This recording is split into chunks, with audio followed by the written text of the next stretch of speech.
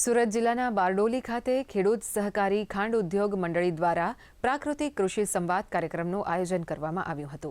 રાસાયણિક ખેતીથી જમીન અને માનવ સ્વાસ્થ્ય પર પડતી વિપરીત અસરોને નિવારવા માટે ખેડૂતોને પ્રાકૃતિક ખેતી તરફ વળવા રાજ્યપાલ આચાર્ય દેવવ્રતજી દ્વારા ખેડૂતોને અનુરોધ કરવામાં આવ્યો હતો।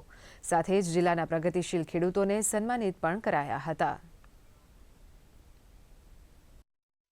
किसानों से आग्रह किया गया कि वो रासायनिक खेती को छोड़कर प्राकृतिक खेती की ओर बढ़ें, क्योंकि इस खेती से पर्यावरण भी बचेगा, धरती माँ का स्वास्थ्य भी बचेगा और कि लोगों का स्वास्थ्य भी बचेगा, गौ माता भी बचेगी, किसान की आय भी बढ़ेगी।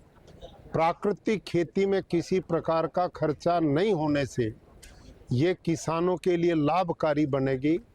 तो व्यापक रूप से आज ये चिंतन किया गया